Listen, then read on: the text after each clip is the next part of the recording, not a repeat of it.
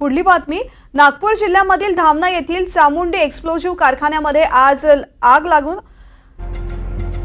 जखमी झालेल्यांना नागपूरच्या सेनगुप्ता रुग्णालयामध्ये आणण्यात आलेलं आहे। या घटनेमध्ये 5 कामगारांचा मृत्यू झाल्याची माहिती समोर आलेली आहे। 5 कामगार जखमी आहेत। नागपूरमधली बातमी, नागपूरमध्ये स्फोटकांच्या कंपनीमध्ये मोठा स्फोट झालेला आहे आणि या स्फोटामध्ये 5 जणांचा मृत्यू झालाय, 5 जण जखमी झालेले आहेत। नागपूरमधली धक्कादायक बातमी आता आपण पाहतोय।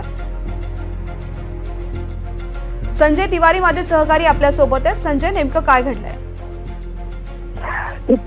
नागपूर अमरावती मार्गावरती नागपूरपासून साधारण 24 किलोमीटर 25 किलोमीटर अंतरावरती धामणा परिसरामध्ये, धामणा लिंगा या परिसरामध्ये ही एक्सप्लोजिव्ह फॅक्टरी आहे। या एक्सप्लोजिव्ह फॅक्टरीचं नाव चामुंडी एक्सप्लोजिव्ह असं आहे आणि इथे वाती आणि वेगवेगळ्या एक्सप्लोजिव्ह उत्पादनांचं काम होतं, निर्मितीचं काम होतं। आज दुपारच्या वेळेला साधारण 2 वाजताच्या वेळेला इथे अचानक स्फोट झाला आणि हादरे बसले म्हणून गावातील आजूबाजूच्या गावातील लोक इथे धावत आले। तेव्हा त्यांना हे कळलं की इथे स्फोट झालेला आहे आणि त्याच्यामध्ये 4 महिलांसोबत 5 जण ऑन स्पॉट मृत्युमुखी पडल्याची माहिती समोर आली आणि अन्य 4 ते 5 लोक जखमी असल्याची कळलं आणि जखमींना तिथून नागपूरला हलवण्यात आलेलं आहे।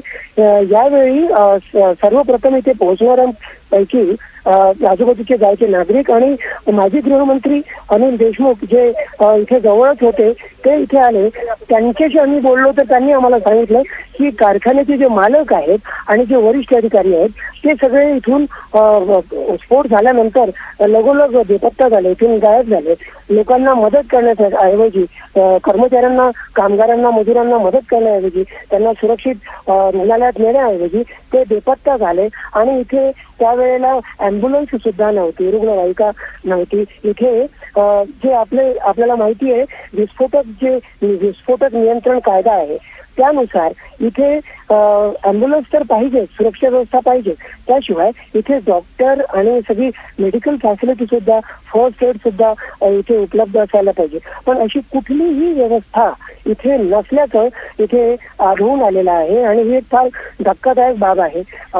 इथे कारखान्याच्या वरिष्ठ अधिकाऱ्यांपैकी कोणीच नसल्यामुळे पोलिसांना आणि जे बाकी जे वेगवेगळ्या खात्याचे अधिकारी इथे पोहोचलेले आहेत त्यांना सुद्धा माहिती मिळण्यास खूप अडचण जाते।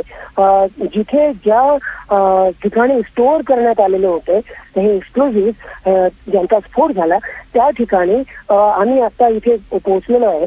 इथे ती जी बिल्डिंग आहे ज्याला आपण तिथे रिपॉझिटरी म्हणतो त्या तिथे इतका प्रचंड उष्णतेचा दाब निर्माण झाला की स्लॅबचे तुकडे अजूनही निश्चित संजय, धन्यवाद संपूर्ण माहितीसाठी। अपडेट्स तुमच्याकडून